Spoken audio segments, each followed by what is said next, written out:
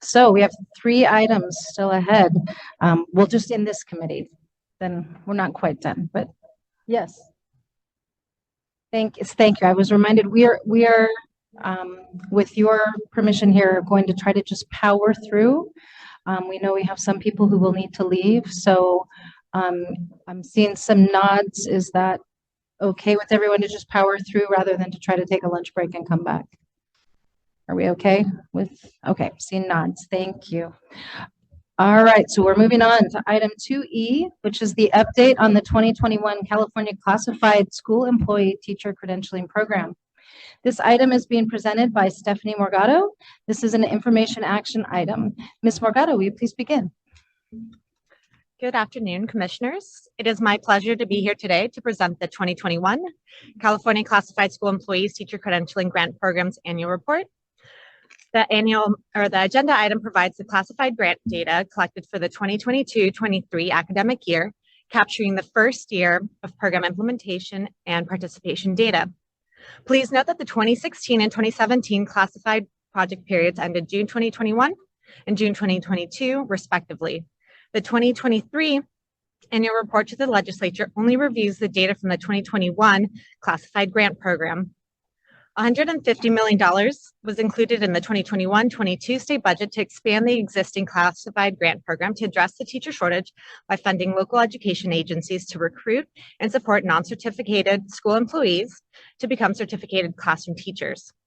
As of today, 3 rounds have awarded 81 LEAs, close to $92 million. $33 million of grant funds remain. Round 1 was awarded June 2022. Round 2 was awarded January 2023 and had fewer than 6 months to recruit and implement their classified grant program by the time that the annual grant data was submitted, July of 2022. While 3 rounds have been awarded, the 2023 report only presents the data on the progress rounds 1 and 2 have made during the 2022-23 academic year. The sections in the report include information on the following topics: program enrollment, IHE partnerships, academic progress, number of credentials issued, participant and program completer demographics, program funding, and direct narratives from grantees. All round 1 and round 2 LEAs successfully submitted the annual data reporting requirements. The following are some highlights from the first year of program implementation. 90% of the 5,208 slots were awarded to LEA grantees. 43% of awarded slots enrolled a classified employee in the grant program for a total of 2,034 enrolled slots. An additional 29 replacement participants were enrolled to replace participants that exited the program early. 45% of those early exit slots were replaced with new participants, for an annual total of 2,063 participants. Replacement participants received any of the remaining grant funds from the slot of participants that exited early, so no new grant funds are awarded to replacement participants. Both rounds 1 and 2 reported implementation challenges with their timeline, recruitment and overestimation of grant slots, and participants' desire to enroll with a non-partner IHE or with an out-of-state IHE that does not have a commission-approved program. Note that round 2 was awarded January 2023, therefore they experienced greater challenges with their implementation and IHE enrollment timelines. After 1 year in the grant program, 51 participants completed the program and earned a preliminary credential representing 2.47% of total participants. The majority of completers earned a credential in special education, about 55%, followed by multiple subjects, about 28%. Of the 27 completers that are staying to teach with the LEA, 100% are teaching in a locally defined teacher shortage area, and 89% of those are teaching at an LEA with a high unduplicated pupil count. Overall, close to 90% of participants reported their ethnicity and race, and 64% of participants belong to an underrepresented group. In narrative responses, 38% of grantees reported one of their program strengths was the LEA's ability to recruit diverse participants. The largest racial ethnic group of participants are Hispanic or Latinx at 43%, followed by white participants at 26%. For additional information regarding the demographic breakdown for year 1 participants, completers, participants teaching with the LEA, and early exiters, please refer to the demographics section beginning towards the bottom of page 15. Following the July 2023 annual report submissions, The grants team hosted an office hours session September of 2023, which included a technical assistance portion to share the lessons learned from the first year of data. This and subsequent office hours sessions have been an opportunity for rounds 1 and 2 to continue to share best practices with one another, including now supporting the new round 3 grantees. Anecdotally, grantees have shared that they have been actively recruiting and enrolling new participants for the 2023-24 year, and they hope to see more participants and completers by the end of year 2. Lastly, the fourth request for application closes today at 5 p.m. and the awards will be announced December 22nd. Thank you. I'm happy to answer any questions that you may have. Thank you.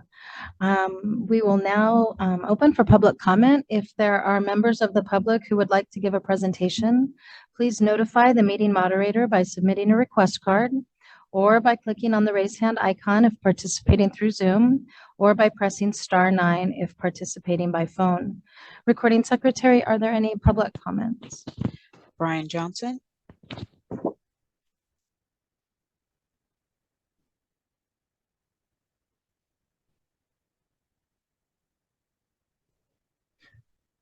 Good morning. Good morning. My name is Dr. Brian Johnson. I represent the Los Angeles Unified School District as the Director, Certificated Workforce Management in our Human Resources Division. And I first want to begin by thanking Commission staff for compiling this report. And I want to thank the Commissioners for their hard work in advocating for grant-funded programs that seek to address teacher shortages through leveraging the resources of our school communities. I am pleased to once again address this body regarding the Classified School Employee Teacher Credentialing Program grant. Los Angeles Unified is a recipient of the current Classified School Employee Teacher Credentialing Program grant. We're a round 1 recipient, as well as its predecessor grant. And while the report that you have before you and that staff have reported on today shows that we actually only had 10 prospective teachers in the first year of this grant, I want to report to you all today that we now have 80 folks enrolled through this. We anticipate being able to fill the rest of the slots before the end of the academic year, so much so that we're actually submitting a round 4 grant application later on today.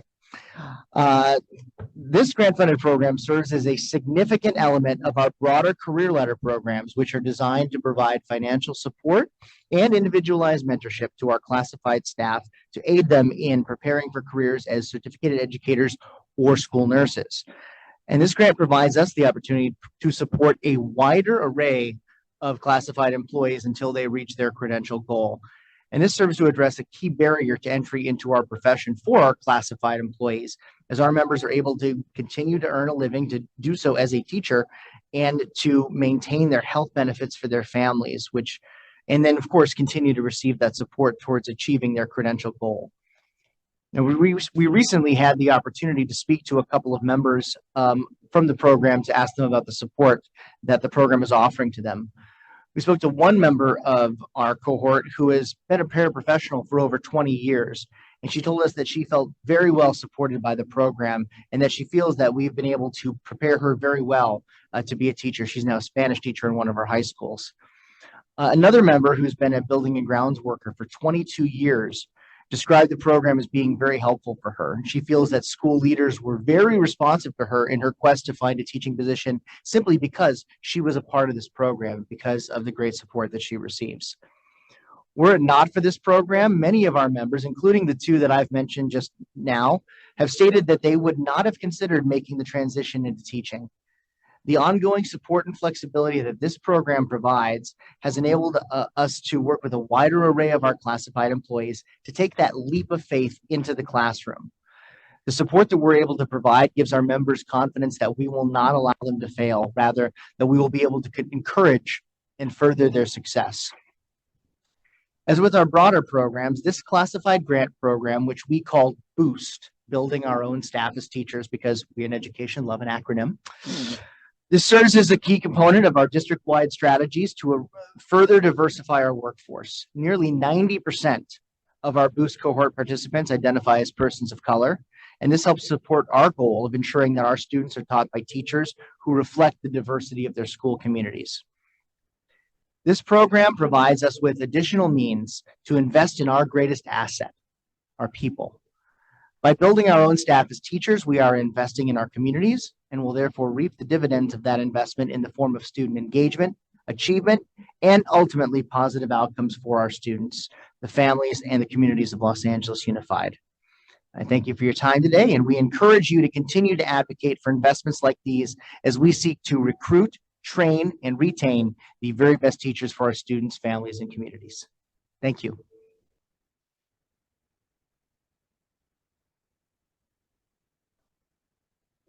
Requests. Okay, thank you. And thank you for coming all the way up here from Los Angeles to share the news from your program. That's very encouraging to hear. So thank you. I know we all really appreciate hearing directly from you. With that, it sounds like no further public comment. Oh, is there? Oh, right. I need to close public comment, I think. That's okay. So I think the public comment period is now closed. So commissioners, do you have questions or comments on this item? And I think Commissioner Gross and Commissioner Cruz.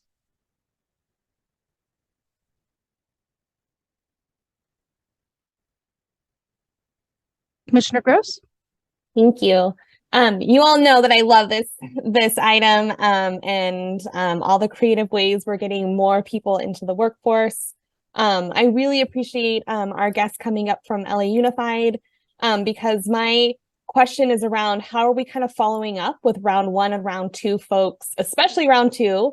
I recognize that they only had 6 months between getting the funds and the award, but I want to make sure we're really diligent about those slots and actively recruiting. And so my question to staff is, how are we kind of following up with them? Selfishly, in my own county, right, I saw that we had 100 slots and none of them were occupied in July. So I want to know more about that. Yeah, so part of the recommendation from the Shasta report from the 2016-2017 classified grant report was to provide essentially technical assistance. And so what we've created for office hours. So every month we provide a drop-in 2-hour session, and grantees come and share not only the great things that they're doing, best practices, because we do have some folks that have experience from the previous rounds. And so they help support new folks that are new to the classified grant. And so that's one of the ways that we've supported folks. The first session of office hours this year in September was a little bit more formal. It was a technical assistance. And so not only did we provide some updates and information from this report that's in front of you. And so that was also a way to help transition folks into the program that wasn't necessarily previously done in such a formal way. I guess, can I ask a follow-up? Can I ask a follow-up then? Yes. I know a grant that I have in my school district, like our grant monitor meets with us monthly and like we have to update our data. And so like I'm wondering like how are people reporting that yes, we're filling our slots? Because I know we have so many initiatives in education and sometimes things get lost in the shuffle. And so I want us to be really diligent about this. This is a great opportunity. And I get nervous sometimes that our HR departments have a lot of turnover, right? Like people are busy. How are we asking like, hey, you had nobody at July. Who do you have now 6 months later? So we haven't formally had one-on-one discussions with those participants, but we did reach out when they submitted data, and we did have some email exchanges with those folks that didn't. And pretty much all of those folks did feel encouraged that, okay, now they have a sense of what they need to do, and they're really hopeful for this year, other than the data that will be due in July of 2024. We do remind folks every month with the office hours reminders like, hey, during this time of year, you should already have participants enrolled in your program and be a good time to start entering them into the data sheet. So that way, at least the annual reporting is in the back of their mind. And so those monthly reminders and communications are something new that the grants team has been trying to implement this year. I love those reminders, and I'm glad you feel hopeful. And I'm gonna just add one more time. I know time is precious. Go for it. But I would really love us to not be hopeful and to be really. I don't want to add extra work to staff, but also we are in a time of crisis, and we got to be serious about these grant programs and our recipients. Like, I want to see a mid-year checkpoint. Like, I want to see that they're starting that data. Otherwise, it's a missed opportunity. And so I know that our staff is diligent and I know that our programs are, but I just think sometimes like that accountability piece, we can't require it just once a year. The work for our kids is too important. Did you want to jump in? I'll just add, Commissioner Gross, is that the data sheets are in shared spaces between the LEAs and the commission. And there are often times we're going through the data sheets just to check in, little check-ins. And so we could do a little, hi friends out there. We could do a little reminder that way. And we don't want to overburden our LEA grantees. They're well aware, as LAUSD just came and said, we only had 10 in the report, but now we're up to 80. So it's striking that balance between being supportive and overseeing their data. So we certainly will take everything you said under consideration and determine how we can be supportive and urgent at the same time. Thank you, Commissioner Cruz, and then Commissioner Francois. Yes, thank you. I was just looking at round 1 and round 2, specifically Santa Clara County, where my district is, and just wondering that we just heard of school district, LAUSD, in terms of the report not reflecting what they actually have. So wondering how we can make sure that we fix that. Santa Clara County has round 1 and round 2. If I'm reading it correctly, they have a total of 500 slots, but only have to date showing in this report 25. And so that just seems a lot of missed opportunity if those numbers are correct. And what are we doing as a commission to address that? Because that's a lot of slots that maybe could be used somewhere else, or what is the Santa Clara County not doing in the districts there as well, and taking advantage of this and ensuring that we have candidates that are taking advantage of this opportunity. So just wondering what's the disconnect here.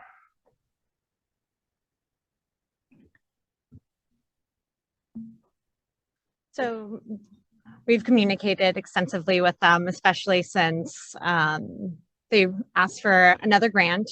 And so similar to what other folks have experienced with just implementation challenges, and I think what Kara had also shared, all the documents and data, we have access to them. It's live data. And so as Commissioner Gross had shared, is there some sort of, mid-year kind of checkpoint? And that's definitely something that I look forward to doing and checking in with folks mid-year and providing any additional support for them.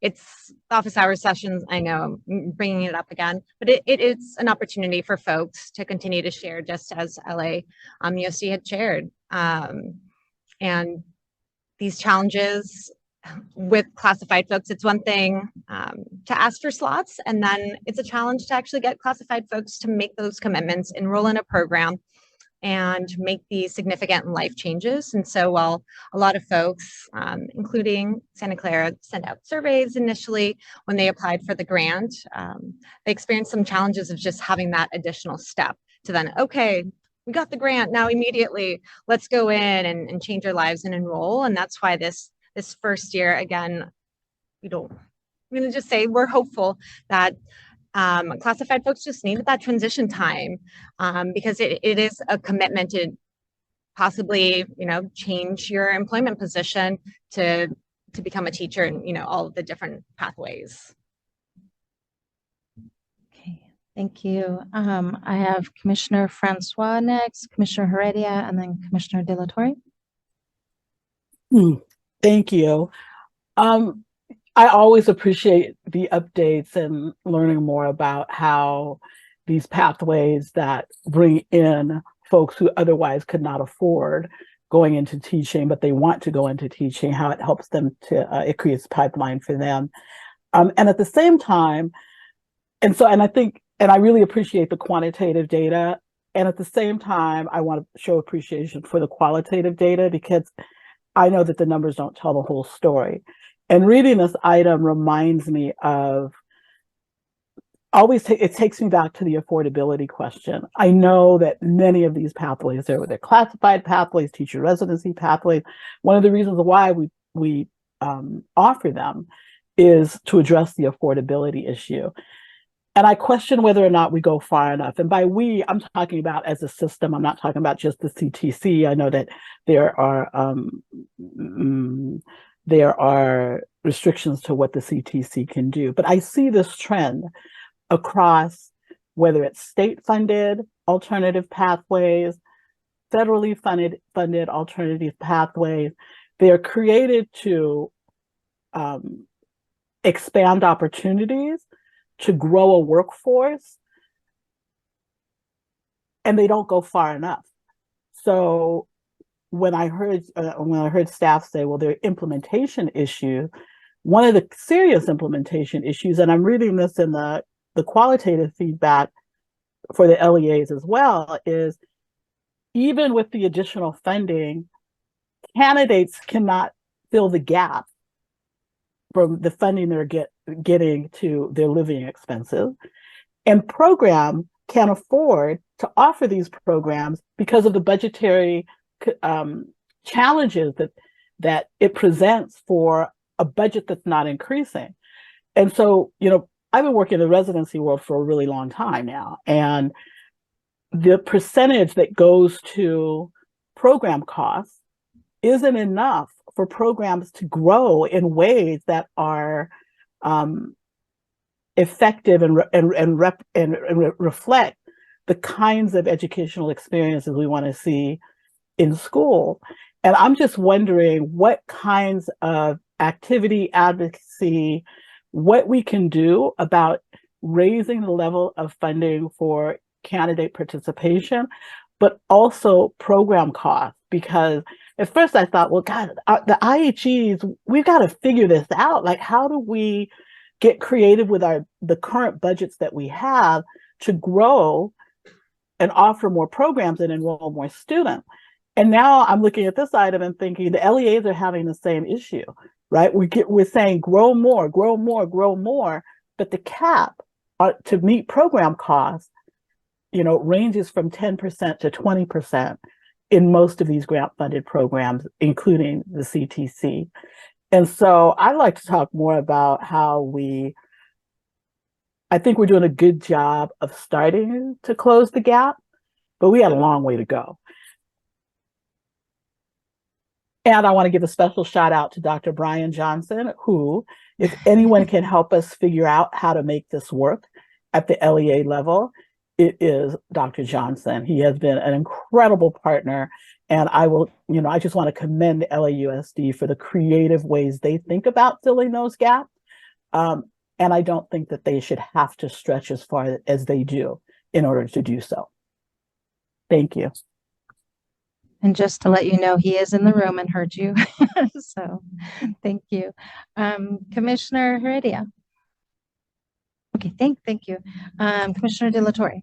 I just had a question. So are the funds, are they reallocated mid-year or not? And do they carry over to the next year or do they roll back? So each participant, if they don't use their funds, the $4,800, they don't roll over to the next year. So they just come back to? They have the full $4,800 the next year to use. So if, let's say, they didn't use $500 the previous year, they don't get the $4,800 plus the $500. It's just capped at $4,800 per year that they're in the program. For that participant. Yes. Now, what about, are there any programs that, I see that Orange County says it's maxed out, Orange County Department of Ed, 600 slots, 600 filled. Do they have other candidates that potentially could have benefited from this program, but there was no more slots awarded? That is a good question. They are partners with another LEA, Butte County COE, and so they've collaborated also previously with the 2016-2017 year, so they have lots of experience. So in the office hour session, they provide tons of advice, which we are incredibly grateful for. So I can't speak to that specific question, but I'm just speculating that they might use one of their partners to fill up some of their slots. So there would be a mechanism by which, if they had candidates who could benefit, they could work with the other partners to say, hey, let's possibly because they're in that specific consortium, because they're included in that application and that application was approved, that they are one of their partners, but they couldn't just go to any of the LEA grantees and say, hey, They can. they can't unless they were they cannot. approved by Cannot. us. And Okay. yes, and so they are an approved partner with Butte Okay. COE. Additionally, grantees, if they want to apply again, they may apply, and we've actually, you just heard, they can apply to new rounds if they have more slots to fill. And they apply locally They within apply their- to the commission. to the commission. Okay. And then the data, how fast is the data updated once an LEA enters the data? So I heard it's a shared document. yes, it's your document. It's instant? live. It's Microsoft Sheets, which is like the Google Sheets version. Mhm. So we can see it. So as they enter in something, we see that data in real time. Thank you. Commissioner Pavre and then Commissioner Heredia. Thank you. Quick question, comment. It clearly looks like some of the counties or districts are maxing out. What lessons do we have? What lessons have we learned from them that we can share with the others? Or do we have a process and procedure? You said office hours, and Orange County is clearly attending the office hours and sharing advice. It may be some smaller units are not cannot come to these office hours. Is there any other way in which we can share these good practices? Thanks. Yeah. Part of the annual report, we ask questions. What are the strengths of your programs? What are some of the challenges? But what are also some best practices to share?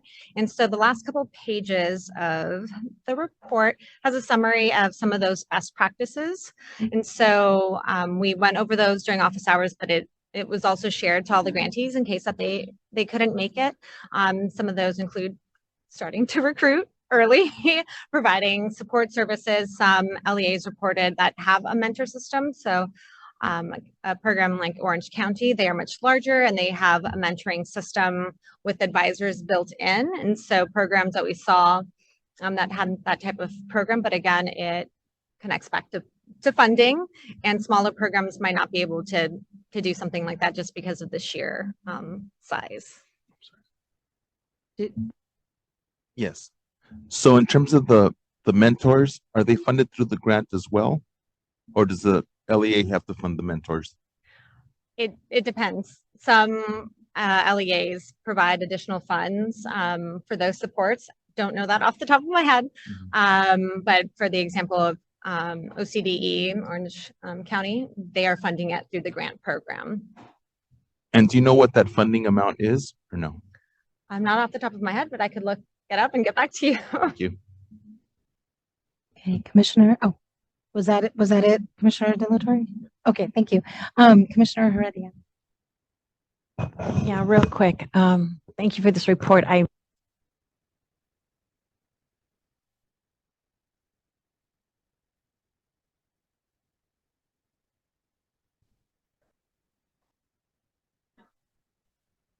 Could you turn your microphone on, Commissioner Heredia? There we go. You gave the example of Orange County and Butte County. Any of those of you who may not know, Butte County is like way, way up north, and Orange County is way, way down south, right? So just out of curiosity, what do those two districts have in common that would bring them together to pair up? I'm just curious. So it's not that they have something in common. It's that OCDE has experience with the classified grant program, and Butte covers such a huge territory in Northern California because it's very, very rural, and to provide services for just such a large area of the state that is completely underserved, they're able to partner with someone who has experience. And so I think there's strength in that in of itself. Okay, thank you. Oh, and to answer your other question, yes, they may apply as consortiums. Okay. All right, Commissioner Brown and then Commissioner Brown. I have a question. As I'm looking at table 5A, the type of enrollment, there's a comment about the community colleges. So it said the 18% of participants enrolled in a community college program met the required minimum of an AA or 2 years of college. I don't know what that means. Can you help me with that? Yes. So part of the legislation requires that any participants have at least an AA 60 college units. And so participants are able to enroll in a community college because some LEAs have partnered with a community college to offer professional development or just anything to help them move along in the teacher credentialing progress. So that comment was just to make sure that if folks saw the data that participants are enrolled in a community college, they're still eligible. They're not working towards their AA. They've already met the minimum requirements for the grant. So what you mean is that those 376 students already had an AA and somehow were able to take some lower division courses that counted for something else? Yes, or So that- professional. Because this grant really isn't for people to achieve a community college degree. So all Precisely. of those people who might want to become a teacher and start their education in a community college would not qualify for this grant. Yes, they need to have at least their AA. That's the truth, because that's what my system is disappointed in. So there were only 376 people that could take any courses in a community college, and that would only be if some other bachelor's program or LEA allowed them to take a lower division course. So these are partnerships with LEAs. So it's not that participants are able to go to whatever community college or bachelor granting institution. LEAs have specifically entered into these partnerships with community colleges to move participants along. I don't know how that could happen. If you have to already have your associate degree, why do you get any connection with a community college at all? So I'm just confused. I think child development courses, that was an example, just to, For instance, for the transitional kindergarten qualifications or a multiple subject credential holder. Okay, thank you. Commissioner Brown and then Commissioner Simmons. Commissioner Brown, Commissioner Simmons. Thank you so much for this item. As a proud teacher in La Habra, which is in Orange County, this fills my heart to see 600 spots, 600 taken up. And I just wanted to share, my district that I work in is very small. And oftentimes we don't have the capacity to take advantage of things like this. But one of the, just at my school site, I happen to know 2 people who are part of this. And the feedback, the anecdotal feedback that they've just shared with me in the hallway or going to lunch was how the county has supported our small district in making the process as easy as possible and just navigating like the paperwork, the process, what do they need to do, and really working with our small district to make this a possibility. So that's really exciting for me, because sometimes in our district, we aren't always involved in these big grant opportunities because we don't have the people or the staff to always support it for our people. So that's some feedback that I've received from that. So yay. Also going back to that partnership with Orange County Department of Ed and Butte County Office of Ed is that those 2 county offices of ed have a collaborative history on other initiatives. For example, on the California MTSS framework or any of the MTSS work in the state, if you scroll to the bottom, it has both of their logos because they have a long relationship of collaboration. And I'm glad you brought up, it's not what they have in common, but they're very complementary in making sure that they have broad representation of both rural and urban. And so they've really leveraged those differences to everyone's benefit. So I think collaboration has been an important part of making this grant successful as well. So thank you for the work. Commissioner Simmons. To go back to Commissioner Brown's question about collaboration with community colleges, as I understand the way the program works, let's say I have an AA in general education, I go into a Cal State Northridge and I'm getting my liberal studies with the waiver. I might go to Ventura College and take math for the elementary school teacher, which is a lower division course, but it does meet part of the requirement for subject matter. So I think that there are well-found, well-established agreements between at least the CSU and the community colleges that allow for those kind of partnerships for subject matter. Okay. I have a question about, because this is a report that's going to the legislature for to help inform them for policy.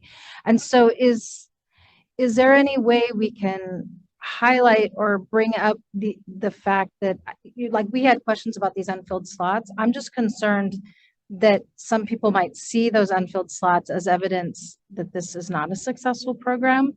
So I'm just wondering, what tools can we use to make sure that they understand that this is an in-process numbers and these numbers are still changing, and so that we're not sending a message that it's not being used? I'm just going to use the word again. I am hopeful that they see that this is just year one data, and to make any sort of drastic decision based off of that would not serve the community well. And so I don't know if there's anything.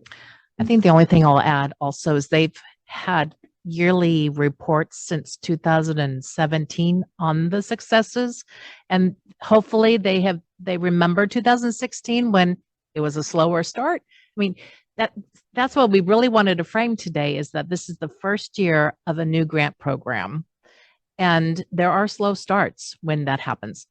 It comes off of a very successful 2016-17 robust grant program here in the state of California. So I would be shocked if they made any decisions based on a year one report, but we hear you. Okay, thank you. And that's comforting. That's comforting. Commissioner Cruz, it looked like you had a response to that also. Yes, and I understand the slow start, and I just would like us to think about or look at the data and see if maybe there are regional challenges. Obviously Santa Clara County, Bay Area, cost of living, all those things can maybe be playing into the reason why there's so many unfilled slots in that community. And then I think to Commissioner De La Torre's point, I think he was trying to make is there an opportunity at a certain point, if there's so many unused slots of one of the grantees, of shifting those to those that may still have unmet need. So just, thinking about those different ways that we can look at this. In addition to that, the challenge that I've also seen in this is for current classified employees. And so we have a robust number of expanded learning employees that are not employed by the district. We have a third party provider, and a lot of them are college students. And so they can't actually come and work for us during the day as our classified employees because they're at school, but they are in our campuses being part of our expanded learning program, especially with the additional funding that we've been getting through ELOP. And so that is a workforce that is in schools, potentially not going into education, that maybe is looking at changing their pathway because they're not working with children, but they don't get the benefit of this support because they're not technically classified employees of the district. So just if, from a policy standpoint, is there an opportunity for, especially if we're not filling all the slots, to making a change to this and potentially allowing some of those that are in the expanded learning program to take advantage of this support. Chair Greta-Shire? I was going to try and wrap this up with some summary in the request. Do you want to go quickly, David? No, I'll check. I thought of a loophole, but I will check with staff. Okay, cool. Well, I also want to thank the staff for this agenda item. This is really important. And I'm going to go ahead and give another shout out to Dr. Johnson there in the back, who has been such a great resource to us. So thank you. Thank you for making the trip up here again, Brian. I'm concerned about the percentage of slots not used.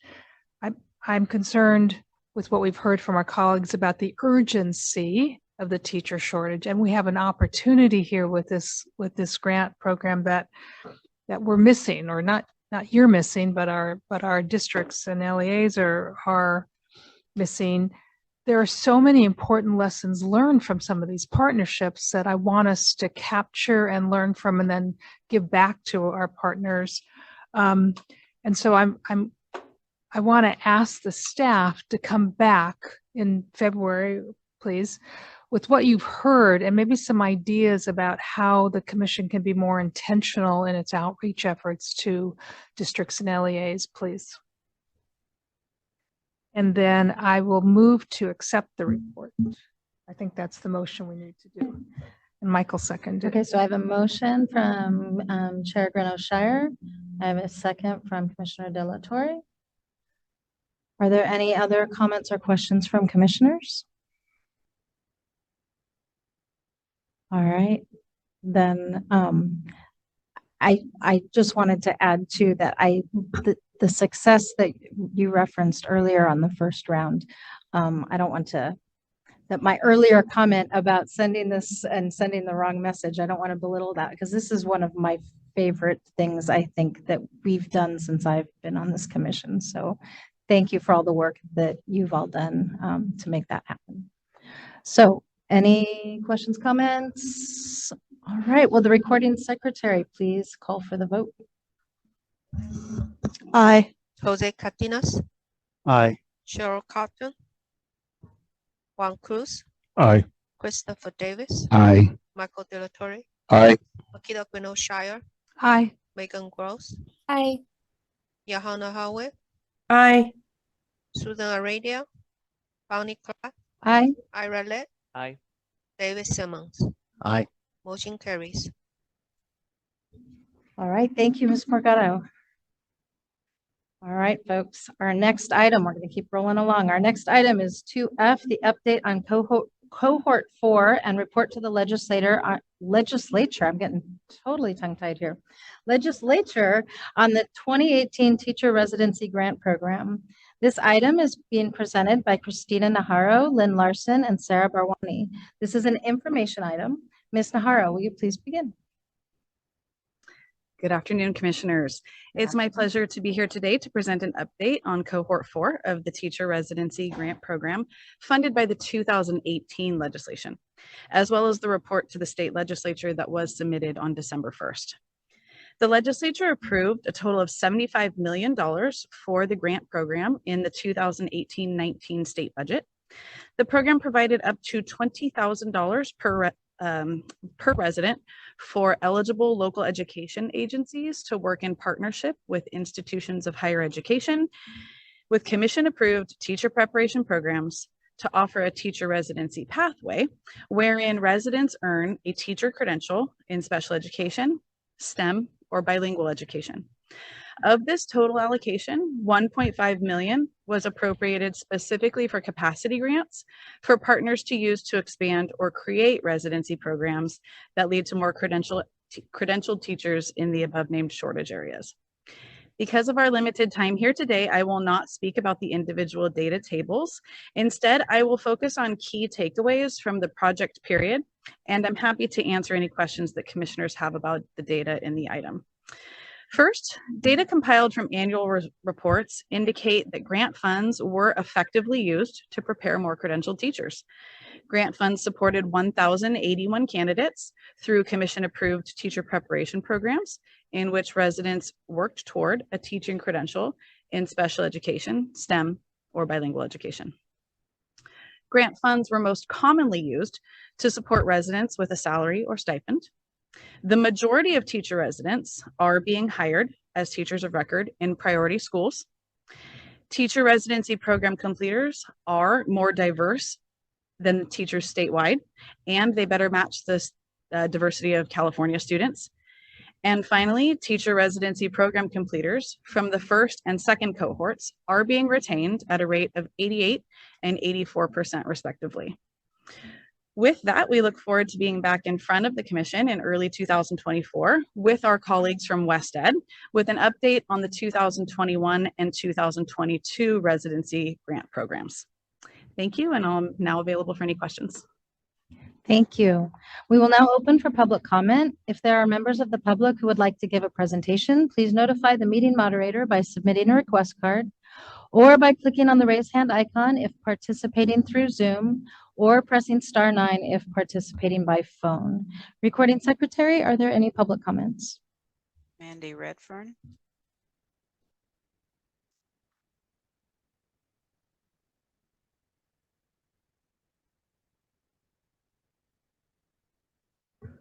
Good afternoon, CTC commissioners.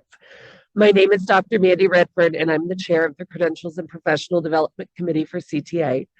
I had the opportunity to attend the Southern California Regional Kickoff meeting and regarding the implementation of the residency program. And I just wanted to share, I was inspired by the reports presented by the participating programs. This credential pathway is opening opportunities for our BIPOC educators as evidenced in Table 11 on page 7. It's also increasing access to a preliminary credential for educators who cannot afford the typical credential pathway. And the third inspirational component is the opportunity for residents to shadow and partner with a mentor teacher in action. The process of learning and doing simultaneously enriches the experience of these potential educators. I would like to draw your attention to Table 10 on page 7. I have a couple of concerns. The table shows that exams, assessments, and the RECA presented a barrier for the program completion for at least 30 candidates, and according to the table, potentially 35 more in Cohort 4 alone. I'm concerned that the RECA is singled out, but all other assessments and exams are reported as a single category. I believe that more clarity with this table would be beneficial. In Table 8, it appears that despite the support throughout the residency program, only 94 of the 222 candidates were able to pass the CalTPA on the first attempt, and 7 more passed on the second attempt. My concern is that 14 of the 222 did not pass and are not being allowed into the teaching profession. I'm wondering, have these residents received the support they need? Have you investigated why they were unable to pass? And if not, I would just encourage you to do so.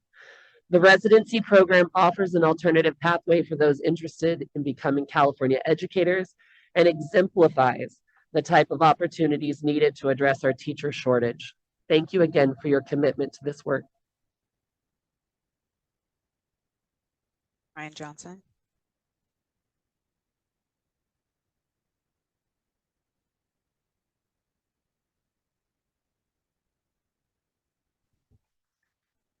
Hello again. I'm Brian Johnson. I'll skip that part out of in sense of brevity here. And again, thanking commission staff for their excellent work in compiling with this report. LA Unified was very fortunate to be able to partner with 4 of our local IHEs in this initial round of teacher residency grants. That's Cal State Dominguez Hills, Cal State Los Angeles, Cal State Northridge, and UCLA. Through these grants, we were able to enroll 249 residents over the 4-year period, with 83% of these folks completing their training on time. Now, there are a few residents from these cohorts who are still completing some of the requirements, including the TPA and the RECA. But we do anticipate that more than 90% of this group will eventually be recommended for their preliminary credentials. And we, along with our partners at our IHEs, have learned a great deal through this first iteration of commission-funded residency programs. And one of the primary things we've learned is that in order for residency programs to be a viable option for prospective teachers, the value proposition must be greater for the residency programs than it is for alternative certification routes.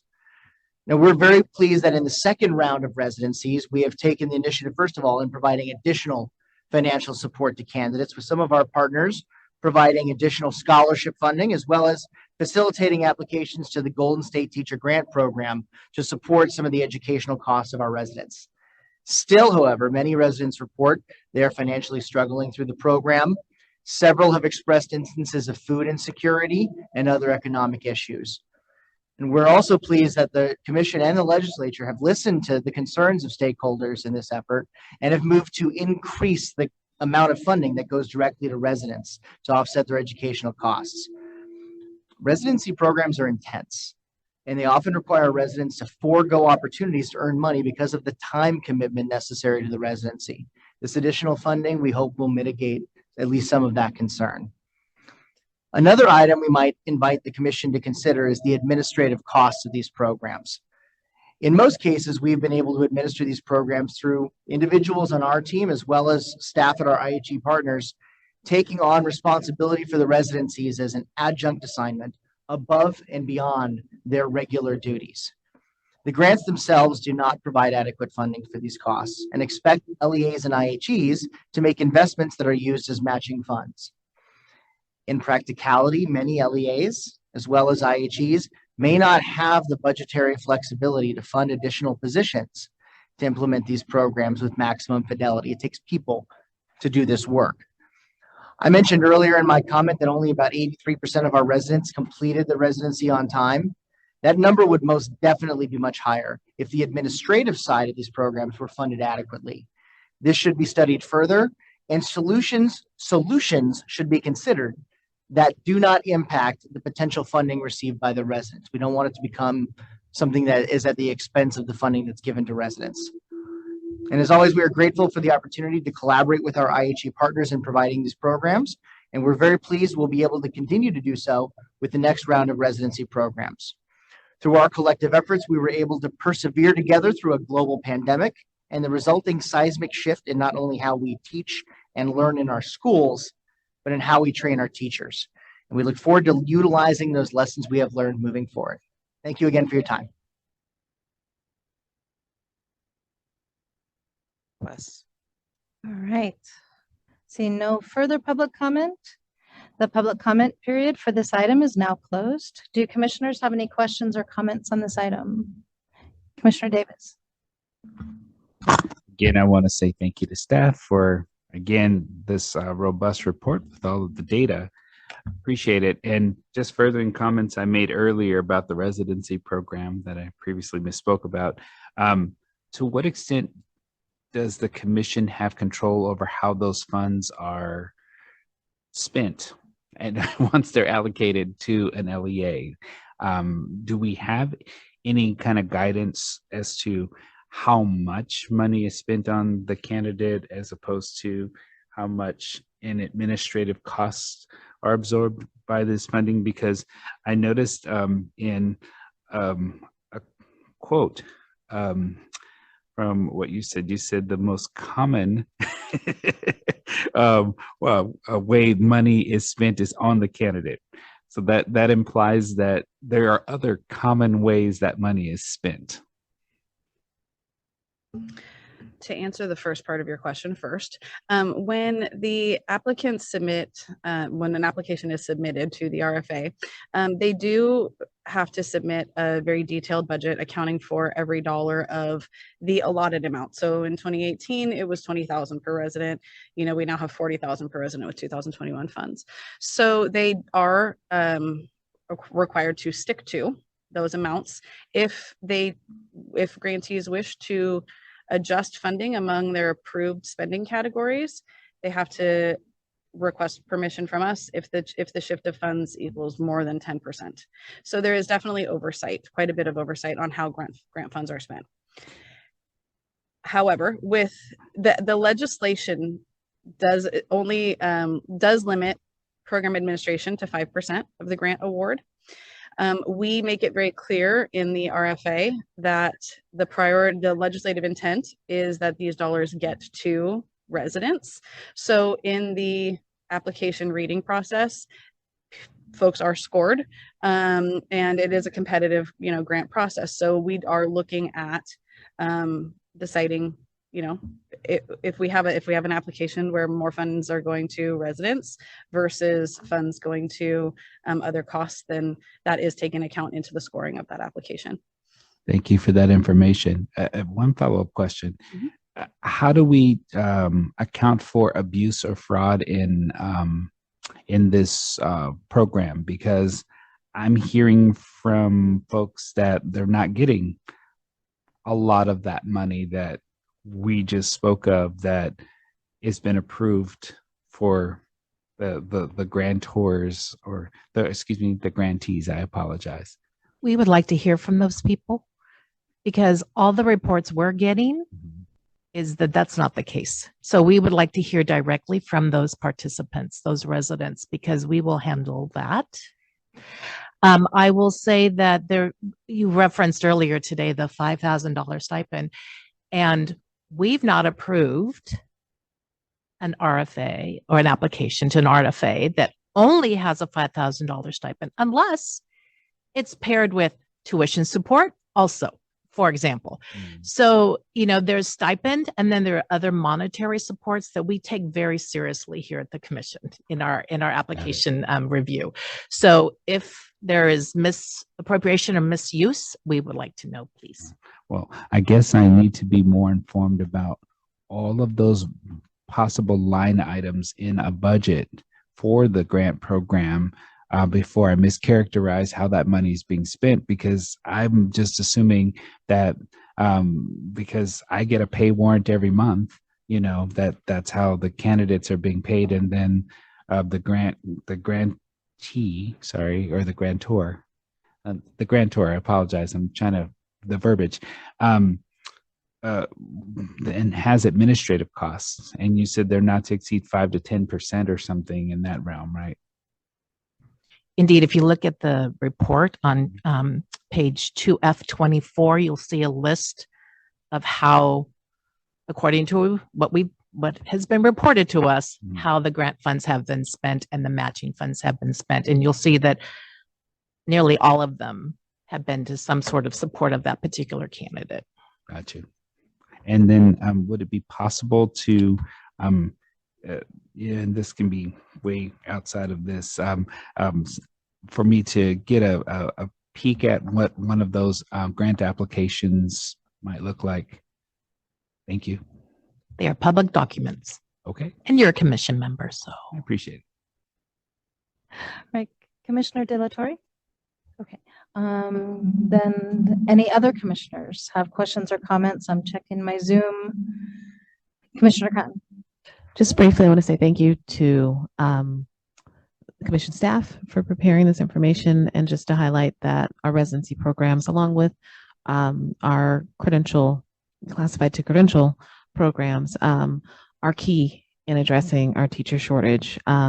These are some of those huge investments that have been made to best support and bring folks into this profession, particularly focusing on teachers of color as well. And so appreciate this work and look forward to seeing more. Thanks. Any other commissioners? All right, this is an information item, so no action is needed at this time. Thank you, Ms. Naharo, Ms. Larson, and Ms. Barwani for your presentation. I'm not sure did I miss? Oh, Zoom. Okay, all right, thank you, all of you, for the item. Our last item is, for this committee, our last item is 2G, the Year 4 update and report to the legislature on the local solutions to the shortage of special education teachers grant program. This item is being presented by Christina Naharo. This is an information item. Ms. Naharo, will you please begin? Hello again. It's me again. All right. I am also pleased to be here today to present an update on Year 4 of the local solutions to the shortage of special education teachers grant program funded by 2018 legislation, as well as the final report to the state legislature that was submitted on December 1st. The legislature approved a total of $50 million for this grant program in the 2018-19 state budget. The program provided up to $20,000 per participant for eligible local education agencies to implement locally identified solutions to address the shortage of special education teachers. Grantees used the funds to increase the supply of special education teachers by prioritizing strategies for identifying, recruiting, preparing, employing, and supporting newly credentialed special education teachers, and for assisting teachers who may be credentialed in another field who want to become credentialed special education teachers. Again, because of our limited time here today, I will not speak about the individual data tables. Instead, I'll focus on some key takeaways from the project period, but I am happy to answer any questions that you may have about the data. First, with data showing that 82% of the 4,743 unique participants that have been hired or are on track to be hired as teachers of record, serving a caseload of special education students, we can say that grant funds were effectively used to support local efforts to address the teacher shortage of special education teachers. Second, data compiled from the annual reports indicate that LEAs most commonly used grant funding for identifying, recruiting, and preparing new special education teachers, and for assisting special education teacher candidates with tuition. Program leaders noted that while turnover rates remained consistent, they are able to fill vacancies with a more fully credentialed teacher than before their participation in this grant-funded program. And finally, it is important to note that many program leaders have contacted commission staff expressing an interest for continued funding in this grant program, and explained that the pipeline created using Local Solutions grant funds filled a specific void that our other grant programs do not fill, and that funding has made a significant difference in attracting, training, and retaining the types of teachers we want in their classrooms. Thank you, and I'm available for any questions commissioners may have. Thank you. We will now open for public comment. If there are members of the public who would like to give a presentation, please notify the meeting moderator by submitting a request card or by clicking on the raise hand icon if participating through Zoom, or pressing *9 if participating by phone. Recording secretary, are there any public comments? Brian Johnson. Welcome back.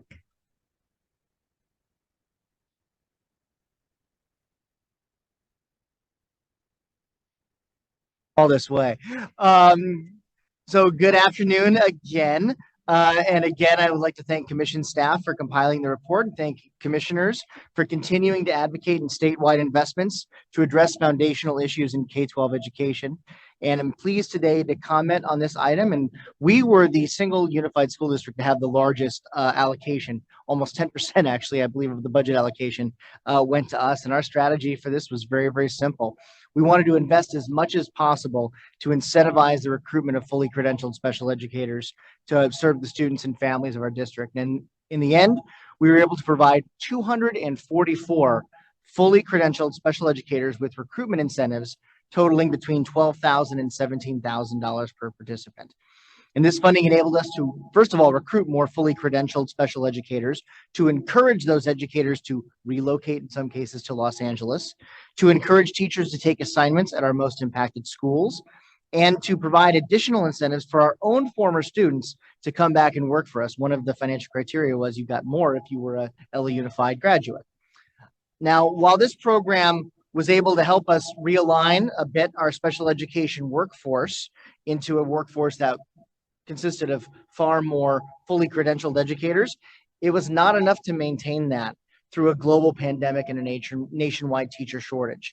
As a matter of fact, the composition of our workforce today, which is about 85% credentialed right now, is about the same as it was right before we implemented this program. Now, that doesn't mean that this program doesn't work. Prior to 2019, first of all, we were hiring more than 420 special educators each year. In the last 3 years, that average has decreased to approximately 370, or about 12% less.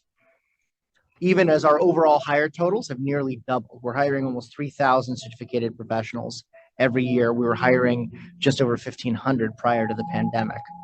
Without this program, not only would we have hired more intern and provisional teachers, we would have likely had dramatically increased vacancies, especially for special education, which results in a reduction of services to the students and families that need it the most. And we were very disappointed that the legislature has decided, at least as of now, to not continue an investment in this program. As the end of term report concludes, the funds in this program were used in an effective manner to support the efforts of LEAs to craft context-specific strategies to address these shortages. And we would encourage the commission and other stakeholders to continue to work to advocate for investments such as these, because they work. Thank you once again for your time.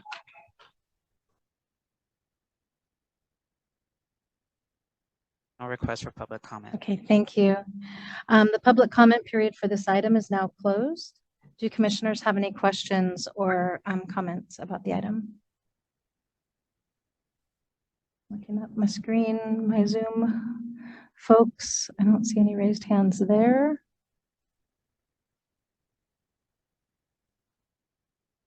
All right. Then seeing no hands raised, this is an information item and no Commissioner action is Clapp. needed. Oh, I'm sorry. I'm Oh, there sorry. is. Okay, thank you. I didn't mean to Commissioner interrupt Francois. you. I know it's hard to see the screen sometimes. Yeah, I mean, I appreciated the item too. Like I said before, I always get excited about the updates on all of these wonderful grant-funded programs that the commission is offering to help us do teacher preparation better and make it more accessible to young people. I do want to raise awareness and lift up the written comment that was presented by AXA and the question around looking at these grant-funded programs and the data in a holistic way so that perhaps as we drill down, we can make some statements about where we might maximize our resources, because right now the way they're presented are as individual pathways, and it would be good to see some side-by-side comparison and deeper analysis so we can answer part of the question that was raised today on this agenda item and the one before. Where do we make the investment, and do we need to shift these investments based on that kind of holistic data analysis?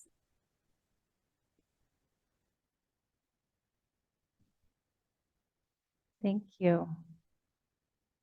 Oh, sorry, I misheard. Any other questions or comments from commissioners? All right, then this is an information item and no action is needed at this time. Thank you so much, Ms. Najarro. And having no additional items, I adjourn the Educator Preparation Committee.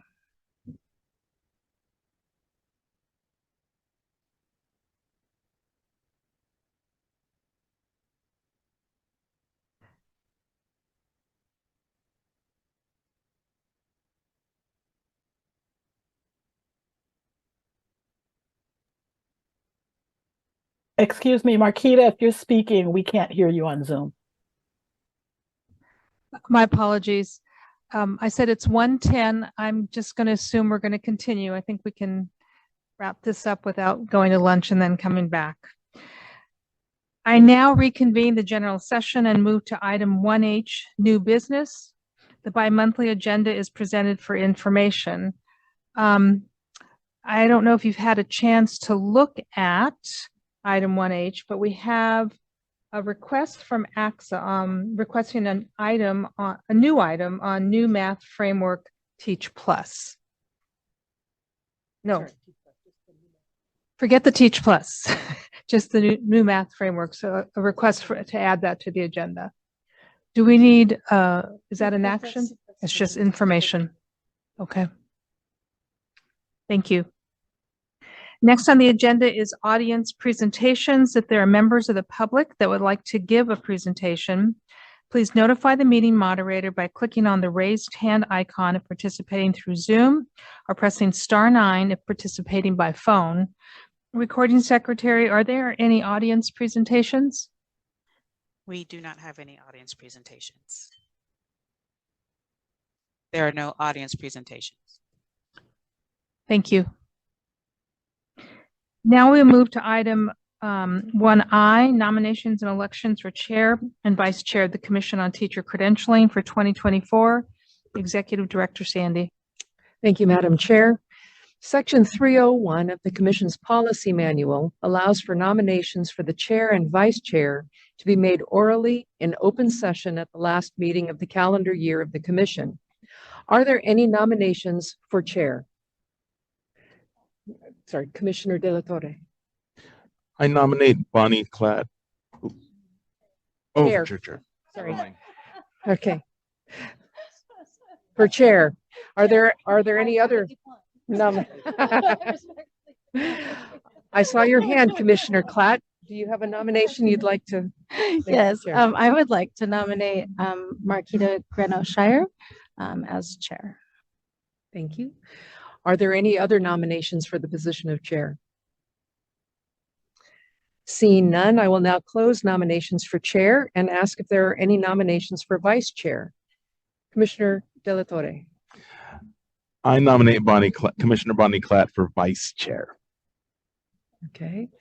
Are there any other nominations for the position of vice chair?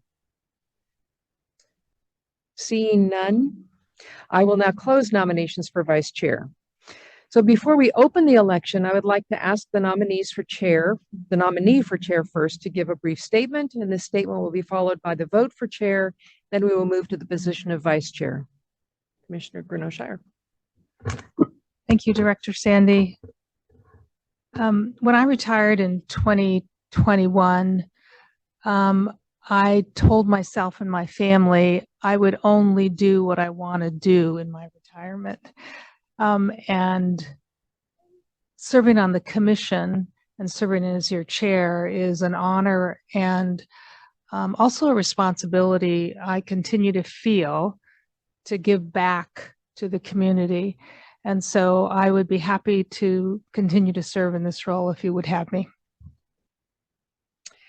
Thank you, Madam Chair. I will now open the election for the chair of the commission. Do I have a motion to elect Commissioner Greno-Shire as the chair of the commission for 2024? Motion? So moved. Moved by Commissioner Davis. Is there a second? Commissioner Litt? All in favor, or well, let's just do all in favor. Call the roll. Let's just hear them. Aye. Jose Cardenas, Aye. Cheryl Cotton, Aye. Juan Cruz, Aye. Christopher Davis, Aye. Michael De La Torre, Aye. Akita Greno-Shire, Abstain. Megan Gross, Aye. Johanna Howick, Aye. Susan Aradia, Bonnie Clark, Aye. Ira Litt, Aye. David Simmons. Aye. Motion carries. Congratulations, Madam Chair. Looking forward to another year. I would now like to present Commissioner Klatt as the nominee for vice chair. Would you like to make a statement? I just want to say how honored I am by the nomination. Thank you, and how much respect and admiration I have for everyone at this table. I think I first came to the commission in 2014, and I've seen some people come and go, and brilliant people, but I can't remember a time when this table was filled with just such. I think the collective perspectives of the people that are here now are just. There are challenges, and I have so much confidence in this group that there couldn't be a better group of people. So I'm deeply honored, and in it, I will serve to the best of my ability if elected. And Marisol left big shoes to fill, and so I will do all I can to follow her example if that is the will of this body. So thank you. Thank you, Commissioner Klatt.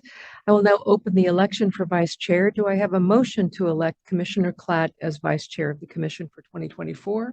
Commissioner Chair Greno-Shire. Do I have a second? I think I saw Commissioner De La Torre. Will the recording secretary please call for the vote? Aye. Jose Cardenas, Aye. Cheryl Cotton, Aye. Juan Cruz, Aye. Christopher Davis, Aye. Michael De La Torre, Aye. Akita Greno-Shire, Aye. Megan Gross, Aye. Johanna Howick, Aye. Susan Aradia, Bonnie Clark, Abstain. Ira Litt, Aye. David Simmons. Aye. Motion carries. It is my pleasure to introduce Marquita Greno-Shire as the chair and Bonnie Klatt as the vice chair of the Commission on Teacher Credentialing for 2024. Thank you both.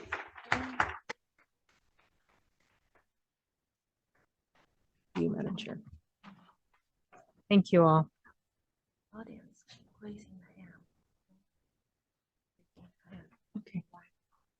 Do you want to go back to, should we go back to public comment? That's why I was okay. Okay. We can say.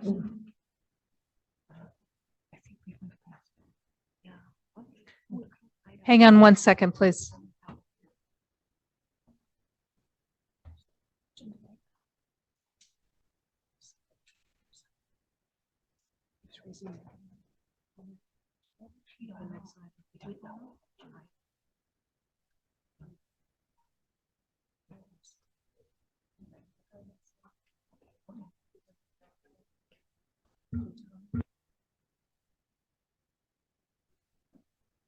Next is agenda item 1J, report of closed session items.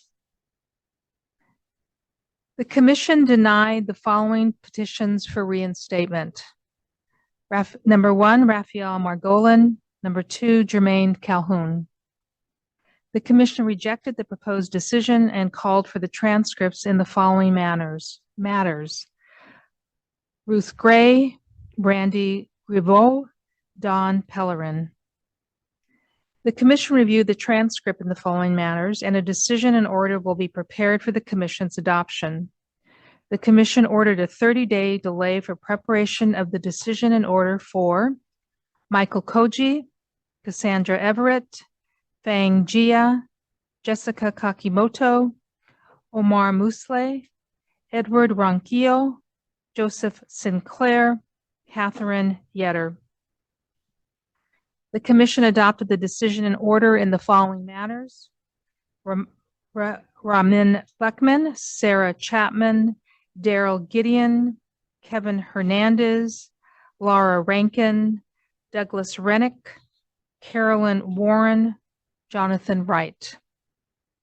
The commission tabled its review of a draft decision and order in the matter of Stacy Weatherman. The commission discussed the matter of number 7, Jose Cervantes, and remanded the matter back to the Committee of Credentials. Commissioner Michael De La Torre recused himself on this item. The commission discussed the matter of number 34, Paige Mercer, and remanded the matter back to the Committee of Credentials. I now adjourn the December 2023 meeting of the Commission on Teacher Credentialing. The next meeting is on February 8th through 9th, 2024. Thank you.